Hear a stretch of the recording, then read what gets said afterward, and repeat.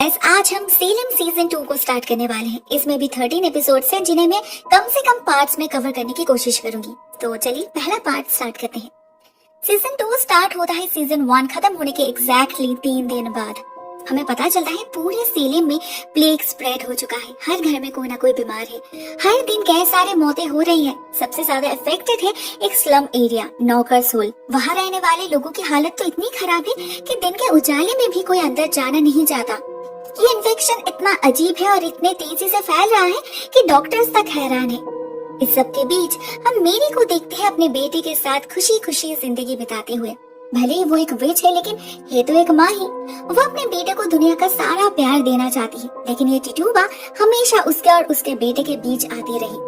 पूरा दिन तो वो लड़का मेरी के पास ही रहता है, मगर रात होते ही टिटूबा उसे जंगल में विचेस के पास छोड़ आती है। कहती है मेरे का मदरली इंस्टिंक्ट उसे अपने गोल से डिस्ट्रैक्ट कर रहा है। अभी तो सिर्फ ग्रैंड राइड कंप्लीट हुआ है। नरक का दरवाजा खोलने के लिए अभी तो बहुत सारा काम बाकी है जो मेरी को पूरा करना है। मगर असली बात तो ये थी कि बाकी विचेस मेरे पर भरोसा नहीं कर पा रहे थे। सिर्फ ये एक बेटा ही है जिससे वो लोग उसे कंट्रोल कर सकते हैं, तो उसे कैसे जाने दे। वो शायद भूल गए थे इसके अलावा भी मेरी का और एक वीकनेस है, जॉन ऑल्डन, जिसके बारे में मेरी चाहकर भी भूल नहीं सकती। तो एक रात वो जॉन के घर जाती है, उसका एक शर्ट उठाती है और उसे लेकर पहुंच जाती है पेट्रस दी सीयर के पास। पेट्रस अपनी जादुई ताकत से जॉन तक तो पहुंच जाता है, लेकिन वो मेरी को जो दिखाता है वो मेरे के लिए डेवस्टेटिंग था। मेरी को पता चलता है जॉन की मौत हो चुकी है। वही इंडियन ट्राइब उसका फ्यूनरल दे रहे थे। मेरी बिल्कुल टूट पड़ती है। उसने अपना सच्चा प्यार जो खो दिया था, मगर टिटूबा उसे उसकी ड्यूटीज के बारे में याद दिलाती है, जिसे पूरा करने के लिए मेरी को सबसे पहले अपने एनिमी से डील करना होगा, मर्सी और एन से। मर्सी तो अपने पावर के दम पे पागल बन चुकी थी, खुद को ही क्वीन ऑफ द नाइट मानने लगी थी। अपने हाइव के एल्डर विचेस को प्रॉपर रिस्पेक्ट तक नहीं देती वो। उसे मेरे जैसा बनना था, उसका इक्वल। उसे तो सब पता है, ब्लैक मैजिक, स्पेल कास्टिंग, सारी नॉलेज है उसके पास। रोज का खून भी तो उसने किया, तो वो क्यों किसी का स्लेव बने। वो सेलेम के हेल्पलेस लड़कियों को बहला फुसला कर अपने ग्रुप में शामिल करने लगी और उनके जरिए गांव के आदमियों को अपने वश में करने लगी। फॉर एग्जाम्पल, एक दिन हम उसके एक दोस्त डॉली को देखते हैं देर रात सेलेम के रास्ते से जाते हुए। एक आदमी उससे बदतमीजी करता है, लेकिन डॉली रिएक्ट नहीं करती, उल्टा वो उसे ललचा कर जंगल में ले जाती है। वो आदमी डर जाता है, जाना नहीं चाहता, फिर भी डॉली अपने दोस्तों के साथ मिलकर उसे सिड्यूस करने लगती है। और इधर मर्सी अपना काम स्टार्ट करती है। वो इस आदमी के प्राइवेट पार्ट को काट के वहाँ अपने फेमिलियर को डाल देती है, ठीक जैसे मेरी कभी उसके अंदर अपने फेमिलियर को डालती थी। ऐसे ही तो वो अपनी सेना तैयार कर रही है जिससे मेरी की बराबरी कर सके। नेक्स्ट थी एन। वो अभी भी अपने पावर्स को अब्सॉर्ब नहीं कर पाई। एक्चुअली वो इतनी डरी हुई थी कि उसे अपने आप से नफरत हो रही थी। वो एक दिन सुसाइड करने की कोशिश भी करती है, मगर उसके अंदर की विच सेल्फ उसे मरने नहीं देती। मेरी जाती है उससे दोस्ती करने। टिटूबा ने उसे बार बार वार्न किया है। भले ही एन को अभी अपने शक्ति का एहसास नहीं हुआ, मगर वो the highest and oldest order से बिलोंग करती है। वो ज्यादा दिनों तक अपने ट्रू सेल्फ से भाग नहीं पाएगी, और जब वो उसे अपना लेगी तब वो मेरे के लिए खतरा बन सकती है। तो समय रहते ही उसे अपने जाल में फंसा लेना ही ठीक होगा। मेरी कोशिश करती है उसे अपने ग्रुप में शामिल करने की, उसे डराती है। एक अनाथ हेल्पलेस लड़की के लिए ये शहर बहुत ही ज्यादा डेंजरस हो सकता है। कई सारे मर्दों की नजर है उसके पिता के दौलत और उसके वर्जिनिटी के ऊपर, जिनसे सिर्फ मेरी ही उसे प्रोटेक्ट कर सकती है। एन कितनी कन्विंस्ड होती है वो तो हमें नहीं पता, मगर नेक्स्ट डे मीटिंग में हमें पता चल जाता है कि इस शहर में विचेस के सिवा भी मेरी के और भी कई सारे दुश्मन हैं जो फीमेल ऑथोरिटी बर्दाश्त नहीं कर पाते। मेरी को सबसे ज्यादा डर लगता है मिस्टर हॉथॉर्न से, one of the select man. वो नए मैजिस्ट्रेट की मांग करते हैं, एटलीस्ट जब तक जॉर्ज सिफली ठीक ना हो जाए। मेरी डर जाती है। वो इतने दिनों से जॉर्ज को यूज करके इस शहर को रूल कर रही थी, बन गई थी एन ऑफिशियल मैजिस्ट्रेट। अब क्या होगा। उनके कन्वर्सेशन के बीच एक यंग डॉक्टर सैमुअल इंटरफेयर करता है, सभी को याद दिलाता है अभी वक्त पॉलिटिकल डिस्कशन का नहीं बल्कि एक साथ इस प्लेग से लड़ने का है। मेरी को यह बंदा यूजफुल लगता है, समय आने पर काम आ सकता है, इसीलिए मेरी उस पर नजर रखने लगती है। एक दिन सैमुअल मेरी को बताता है कि इन्फेक्शन को ट्रेस करके उसे इसके ओरिजिन के बारे में एक आइडिया मिला है। उसका शक है ये इन्फेक्शन जंगल से ही स्प्रेड हुआ है। वो उसी दिन जंगल की तरफ रवाना हो जाता है और वहाँ उसे किसी की आवाज सुनाई देती है, आइजैक की। हाँ, वो जिंदा है मगर बहुत ही खराब हालत में। इतना कि उसे लगा कि वो नरक में पहुंच चुका है। बेचारा दर्द में तड़प रहा था। साथ में वो मैलम भी वहीं पर आ था। सैमुअल दोनों को ही हॉस्पिटल ले आता है और इन्फॉर्म करता है मेरी को। उसे देखकर मेरी की हालत खराब हो जाती है। उसने तो आइजैक को भागने के लिए कहा था क्योंकि वो नहीं चाहती थी उसके चाइल्डहुड फ्रेंड को ये दर्द मिले, लेकिन अभी आइजैक उनके लिए एक थ्रेट बन चुका है। चिचुबा मेरी को डायरेक्टली एडवाइस करती है कि उसे मार डालना ही ठीक होगा। मेरी जाती भी है, लेकिन ये आइजैक इतना इनोसेंट है, उसे लगा सारा दोष उसका ही है। उसने मेरी का इंस्ट्रक्शन ठीक से फॉलो नहीं किया, इसीलिए ये प्लेग स्प्रेड हुआ है। मेरी उसे मार नहीं पाई, सिर्फ अपना मुंह बंद रखने के लिए कन्विंस कर लेती है। असल में विच होने के बाद भी वो स्टोन हार्टेड नहीं बन पाई थी। उसे पता था सच्चा प्यार, सच्ची दोस्ती किसे कहा जाता है। उसका बेटा भी अपने पिता के बारे में जानना चाहता था। जब मेरी उसका नाम बताती है तो ये लड़का भी अपना नाम जॉन ही रख लेता है। ये दोनों ही जॉन को बहुत मिस करते हैं। उम्मीद करते हैं काश कभी उससे मिल पाते, लेकिन वो तो और पॉसिबल नहीं होगा, या फिर होगा, क्योंकि नेक्स्ट सीन में हमें पता चलता है जॉन तो जिंदा है। सिर्फ वो नहीं चाहता कि ये बात मेरी को पता चले, क्योंकि वो मेरी को मारना चाहता है, सारे विचेस को। इसीलिए उसने इस ट्राइब की मदद से मेरी को वो विजन दिखाया।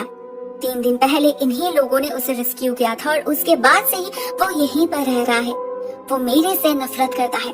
उसे लगता है मेरी अपने खुशी से विच बनी है दुनिया पर राज करने के लिए। उसका प्यार एक धोखा था। पहले तो उसने धोखा दिया जॉर्ज सिबली से शादी करके, और 3 दिन पहले उसे जंगल में अकेला छोड़कर। उसने जॉन को अपने गेम में पॉन की तरह यूज किया, जैसे सभी विचेस करती है। जॉन को सेलिम की हालत भी पता है, जिसके लिए वो सिर्फ और सिर्फ मेरी को ही जिम्मेदार मानता है।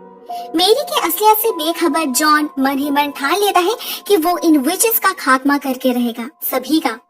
इसके लिए वो खुद को प्रिपेयर करने लगता है। ये ट्राइब उसकी मदद करते हैं।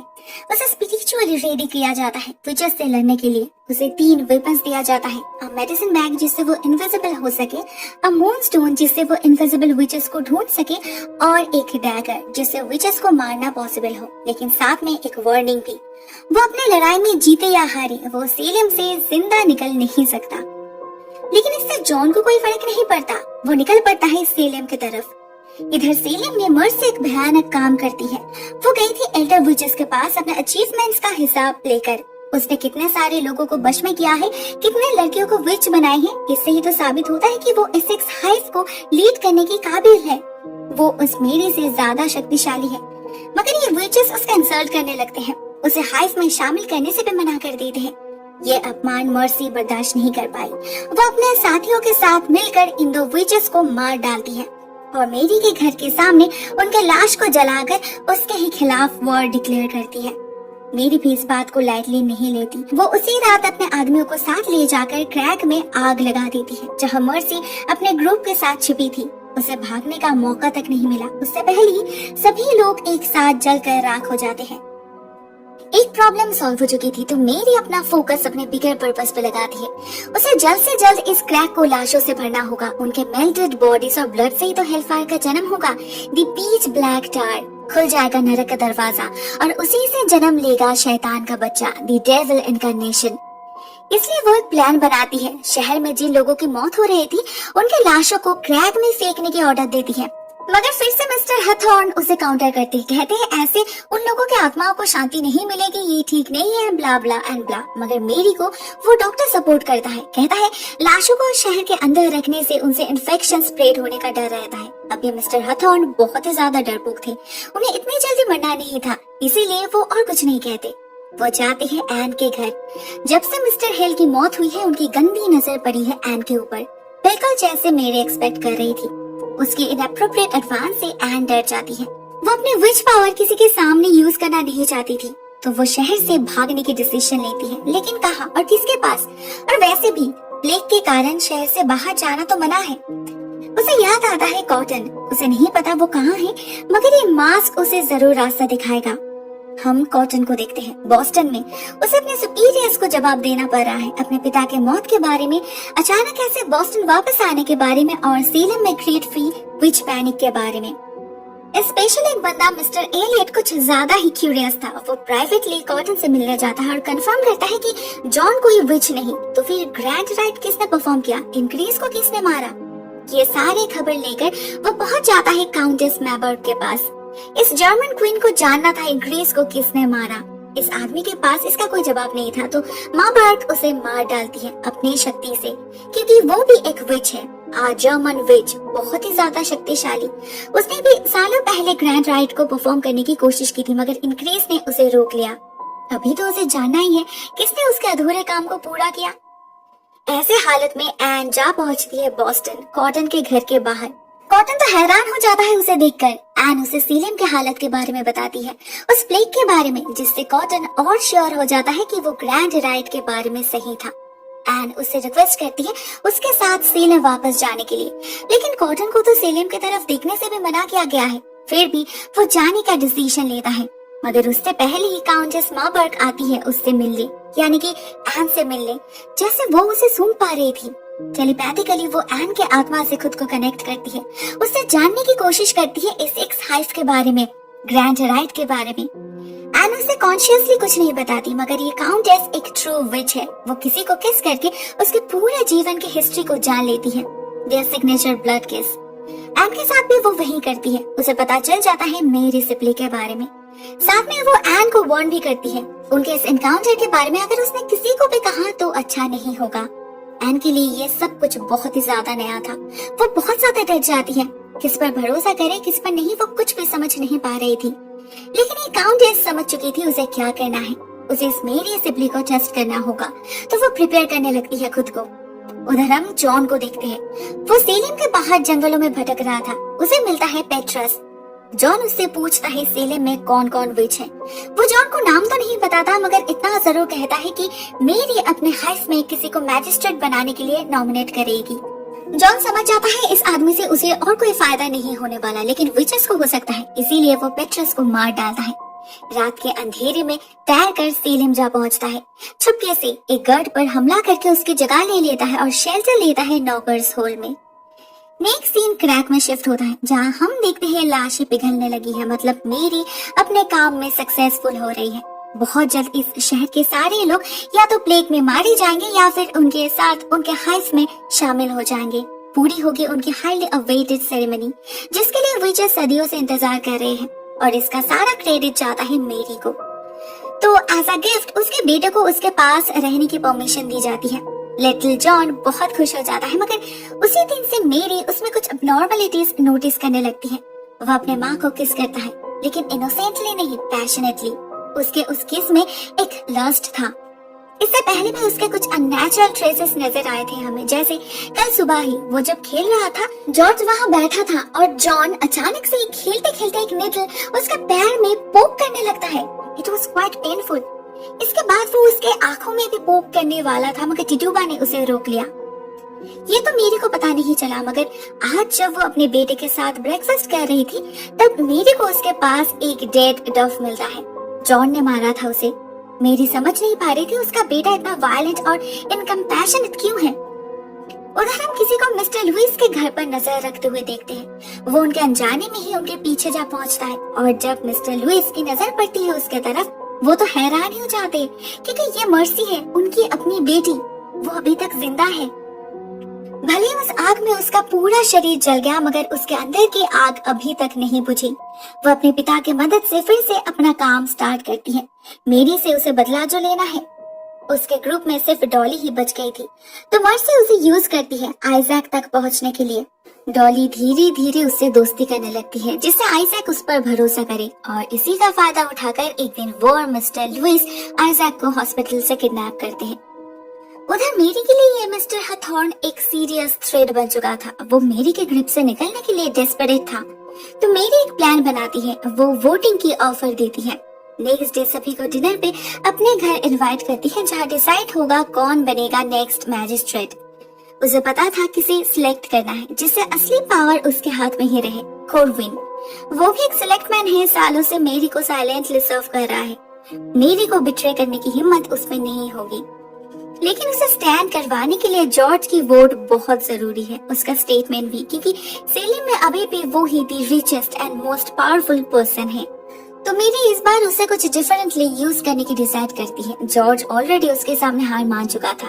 उस फेमिलियर के बिना भी वो मेरी को ही सपोर्ट करेगा। तो मेरी भी उसे और तकलीफ नहीं देती, बल्कि उसे उसका स्ट्रेंथ लौटा देती है, जिससे कल जब मिस्टर हथॉर्न आएंगे जॉर्ज खुद उसका मुंह बंद कर सके, कॉर्विन को रेफर करके।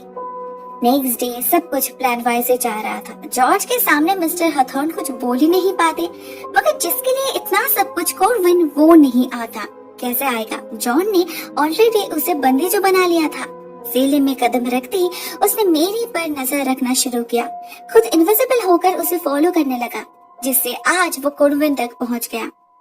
वो कॉर्विन को बहुत टॉर्चर करता है बाकी विचेस के नाम बताने के लिए, मगर उससे पहले ही मेरी और चिचुबा अपने काले जादू से उसे लोकेट कर लेते हैं और कुछ बोल पाए इससे पहले ही उसे मार डालते हैं।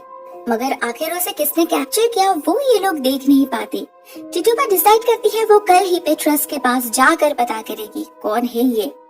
फॉर नाउ मेरे का प्लान फेल हो चुका था। उसे मजबूरन मिस्टर हथॉर्न को ही मैजिस्ट्रेट मानना पड़ा, मगर वो उसे अच्छी तरीके से समझा देती है कि सेलिम को रूल वही करने वाली है। उस तरफ हम कॉटन और एन को देखते हैं सेलिम में वापस आते हुए, लेकिन रास्ते पर उन्हें दो गार्ड्स रोक लेते हैं। उनसे पैसा मांगते हैं सेलिम में एंट्री दिलवाने के लिए। ना मानने पर एक आदमी कॉटन पर हमला कर देता है और दूसरा एन को रेप अटेम्प्ट करता है। एन अपनी शक्ति को यूज करने पे मजबूर हो जाती है। वो उस आदमी को आसमान में उछाल के ऐसे पटकती है जिससे वो एक पेड़ पे जाके गिरता है, वहीं पर उसकी मौत हो जाती है। दूसरा किसी तरह भाग गया। फॉर्चुनेटली कॉटन ये सब देख नहीं पाया, तो उसने एन को शक भी नहीं किया। एन उसे लेकर सेलिम आ जाती है। नेक्स्ट डे हम एक छोटी सी बच्ची को देखते हैं नौकर सोल में। वो बेचारी कुएं से पानी निकाल रही थी। अचानक उसे अंदर से कुछ आवाज आती है और एक हाथ उसे खींचकर कुएं के अंदर ले जाता है।